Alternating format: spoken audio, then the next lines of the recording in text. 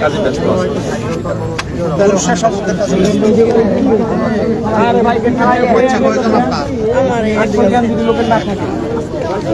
আপনার কয়জন ছেলে মেয়ে?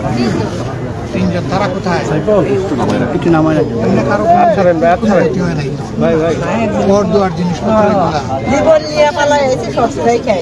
কিভাবে আগুন লাগলো বুঝতে পারবেন?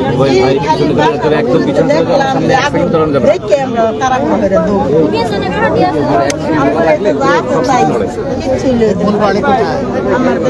শেরপুর। আপনার দেশের বাড়ি কোথায়?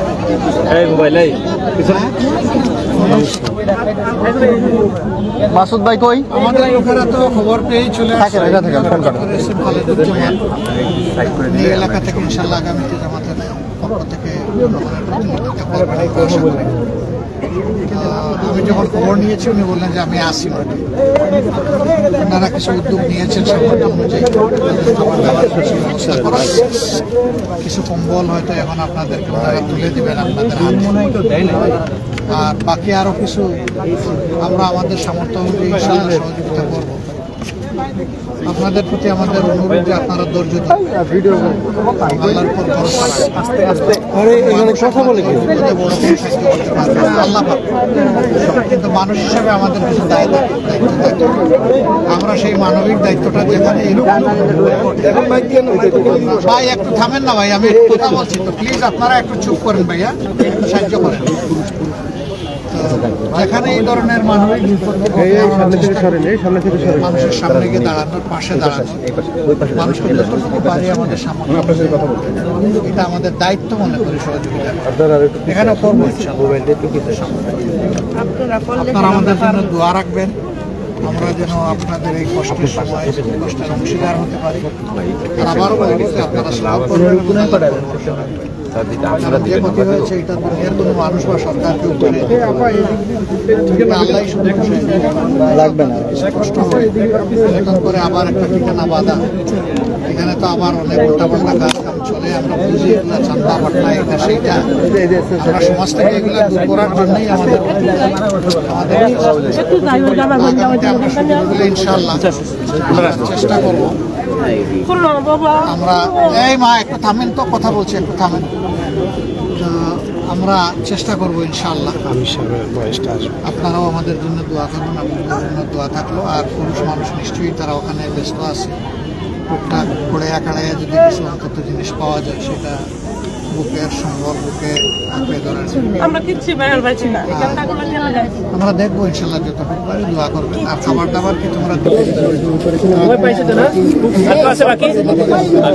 পুরুষ লোক আছে না তোমাদের? একটা করে দিয়ে দাও মহিলাদের।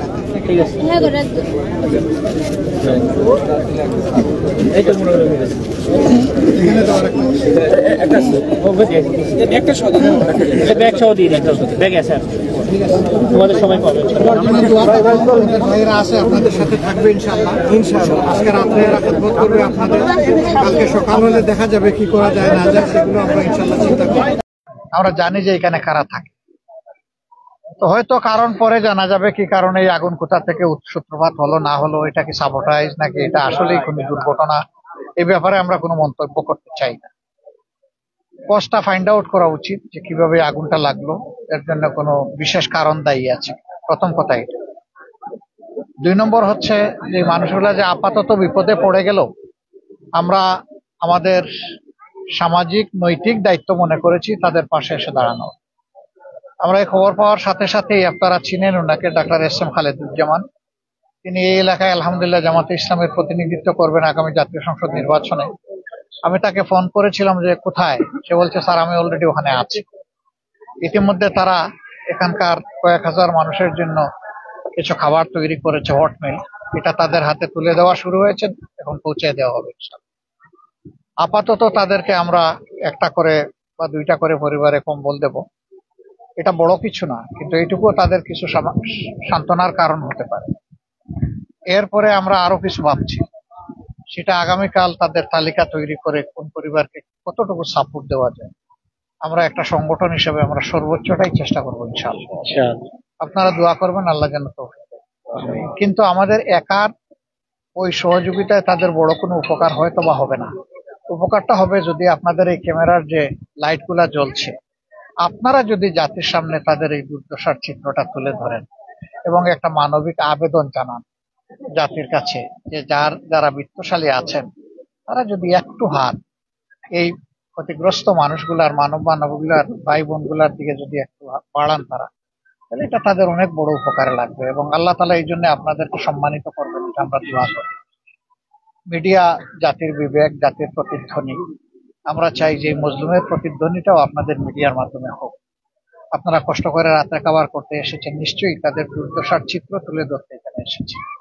এই জন্য আল্লাহ তাআলার দরবারে দোয়া করি এই দায়িত্ব পালন আপনাদের জন্য দুনিয়া এবং আখিরাতের জন্য সম্মানের কারণ। আর আপনাদের যে মিডিয়া হাউস এই দায়িত্ব পালনে আপনাদেরকে নিয়োজিত করেছে, আমরা তাদের জন্য শুভকামনা করি। সমাজের ভালোর চিত্র মন্দের চিত্র দুইটাই তুলে ধরার জন্য ব্ল্যাক এন্ড হোয়াইট, হোয়াইটকে হোয়াইট, ব্ল্যাককে ব্ল্যাক এই হিসাবের জন্য আপনারা তুলে ধরতে পারেন।